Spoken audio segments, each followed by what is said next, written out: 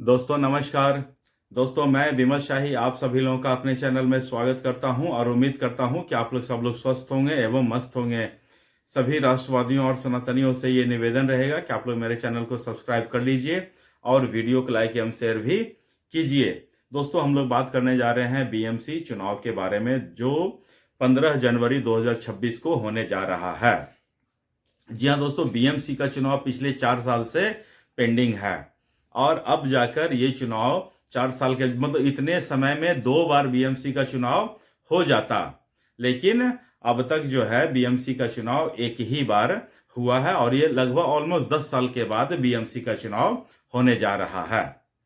BMC चुनाव में वैसे तो बहुत सारी पार्टियां पार्टिसिपेट कर रही हैं, लेकिन मेजर जो फोकस है वो 2 दलों पे रहेगा, 2 अलायंसेस पे रहेगा। एक अलायंस है बीजेपी प्लस शिंदे वाली शिवसेना, ये एक अलायंस है जिनकी सरकार महाराष्ट्र में भी चल रही है। और दूसरी है ठाकरे ब्रदर्स, उद्धव ठाकरे की यूटीबी सेना, शिवसेना यूटीबी और राज ठाकरे का महाराष्ट्र नवनिर्माण सेना। इसके अलावा और भी अलायंसेस है, जैसे कांग्रेस और वंचित अघाड़ी, एक है प्रकाश अंबेडकर की पार्टी है, उसके साथ कांग्रेस ने अलायंस किया है। शिवसेना जो है अलग अलग पार्टी, मतलब कि अलग चुनाव लड़ रही है।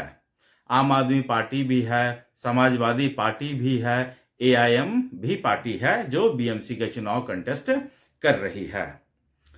दोस्तों बीएमसी चुनाव में मोटा मोटी जो वोटों का डिवीजन है वो 3 लेवल पर है। पहला लेवल मराठी वोटर्स जो कि 40% हैं। दूसरा जो लेवल है non Marathi, Hindi speaking, Gujarati speaking, Telugu, Tamil speaking, ये सब मिलाकर 40% हैं। उसके बाद हैं मुस्लिम्स जो 20% हैं। तो राज ठाकरे और उद्धव ठाकरे साथ में किस लिए आए हैं?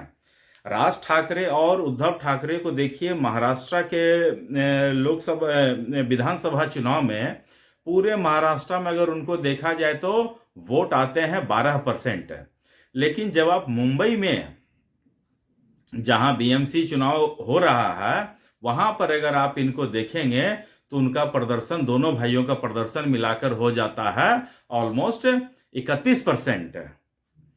तो उन्हें ये लग रहा है कि बॉम्बे में जो 31% मेरा तो पक्का वोट है, और उसके बाद अगर तो 31% वोट के ऊपर वो पूरी तरह से ट्रस्ट किए हुए हैं। जबकि बीजेपी को लगता है कि नॉन मराठी स्पीकिंग जो है, उत्तर भारतीय हैं चाहे दक्षिण भारतीय हैं, ये सारे जो हैं वो उनको वोट करेंगे। और इसी बीच आ जाते हैं शिवसेना भी, एनसीपी है, आम आदमी पार्टी है, एआईएम है, समाजवादी पार्टी है, एनसीपी है। अच्छा, कांग्रेस और प्रकाश अंबेडकर वाली जो पार्टी है उसका जो अलायंस है उसका मेन फोकस है दलितों के ऊपर, कि अगर दलितों का वोट हम ले लेते हैं तो अच्छी खासी हम सीटें जीत सकते हैं। वहीं पर एआईएम भी जो है अपनी मजबूती के साथ पकड़ बनाए हुए है, उनका भी मेन फोकस मुस्लिम वोट ही है, वो भी 20% पर ही दावा कर रही हैं। तो अब राज ठाकरे और उद्धव ठाकरे को ऐसा क्यों लग रहा है?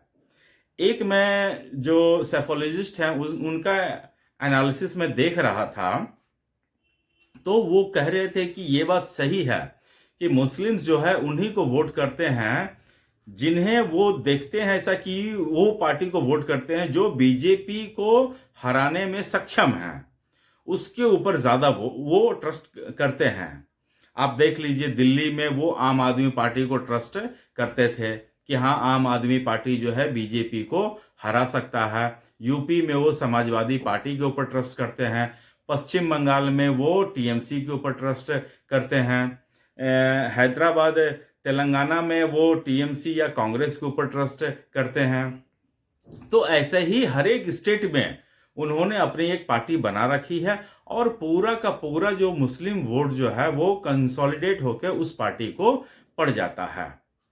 तो महाराष्ट्र में जो विधानसभा के चुनाव है, जहां 31% उनको वोट मिला था महाराष्ट्र में, बॉम्बे में, मुंबई में, वो देखिए जो इनका जो महाविकास अघाड़ी था, जिसमें उद्धव ठाकरे की शिवसेना भी थी, राज ठाकरे भी थे, एनसीपी भी थी और कांग्रेस भी थे। तो इन सबको मतलब कि ऐसा, मतलब इनकी जो अलायंस था, तो पूरा का पूरा मुस्लिम जो वोट है वो इन्हीं अलायंस को ही गया है। मुस्लिम वोट ऐसा कह नहीं सकते हैं कि हाँ बीजेपी को गया होगा। तो इस वजह से विधानसभा में उनका परसेंटेज थोड़ा सा बढ़ा हुआ दिखता है। लेकिन अब देखिए, बीएमसी के चुनाव में सब अलग अलग लड़ रहे हैं। एनसीपी अलग है, आम आदमी पार्टी अलग है, कांग्रेस अलग है, उद्धव ठाकरे ये दोनों ठाकरे ब्रदर्स अलग हैं। तो अब मुस्लिमों को के लिए एक बहुत बड़ा टेस्ट है कि वो किन्हें मानती है, कि कौन सी ऐसी पार्टी है जो बीजेपी को हरा सकता है। उनके पक्ष, उनके लिए वो मतदान पूरी तरह से एकजुट होकर करेंगे। और महाराष्ट्र में मुझे लगता है कि बीएमसी के चुनाव में महाराष्ट्र जो मुंबई का जो लोकल बॉडी इलेक्शन है, उसमें मुझे लगता है कि मुस्लिम्स लोग, वो लोग ठाकरे ब्रदर्स पर ट्रस्ट करेंगे। और ठाकरे ब्रदर्स का एक और है, उन्हें लग रहा है कि 40% जो मराठा वोट है वो उन्हें मिलेगा और 20% मुस्लिम वोट भी उन्हें मिल ही जाएगा। तो इस तरह से वो 60% वोट के साथ अपने आप को अभी से ही विजय मान के चल रहे हैं। तो क्या ये जो 40% मराठा है, उसमें से शिवसेना, जो शिंदे वाले जो शिवसेना है, उनमें से मतलब कि थोड़ा भी नहीं जाएगा, मुझे लगता है जाएगा।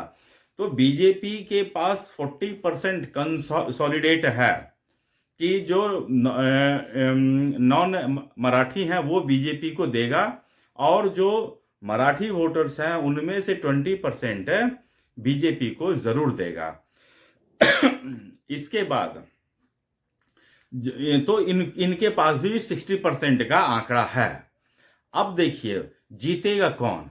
जीतेगा वो पार्टी जो अपने वोटर्स को घर से निकालकर बूथ तक ले आएंगे, वही पार्टी जीतेगा, आप यकीन मानिए। जो नॉर्थ इंडियंस हैं वहाँ महाराष्ट्र में, मुंबई में, वो मुझे लगता है कि लोकल बॉडी के चुनाव के लिए उतने ज़्यादा एंथुजियास्ट नहीं होंगे। वो इसके लिए उदासीन रवैया ही दिखाएंगे। लेकिन यहीं पर परीक्षा की घड़ी है। जो बीजेपी के वर्कर्स हैं, कार्यकर्ता हैं, नेता हैं, उनको, उनके ऊपर ये टेस्ट रहेगा कि अपने वोटर्स को घर से निकाल के आप जाकर उनसे मतदान करवाएं। अगर ये काम करने में बीजेपी सफल हो जाता है तो आप यकीन मानिए बीजेपी को बीएमसी चुनाव जीतने में कोई रोक ही नहीं सकता है। समझ गए? और इसके साथ ही बीजेपी ग्राउंड लेवल पर भी अपने कैडर्स के बीच, बीजेपी कैडर बेस्ड पार्टी है, तो अपने कैडर्स के बीच बीजेपी का वैसे भी स्ट्रांग होल्ड है। और मुझे लगता है कि ये लोग अगर लोगों को घर से निकालकर बूथ तक पहुंचाने में सफल रहते हैं तो ये लोग जीत जाएंगे, मुझे इसमें कोई दो मत नहीं है। तो दोस्तों, मुझे आज के लिए इतना ही अपडेट देना था। आप लोग अपना ख्याल रखिए, स्वस्थ रहिए, मस्त रहिए। तब तक के लिए नमस्कार, बाय।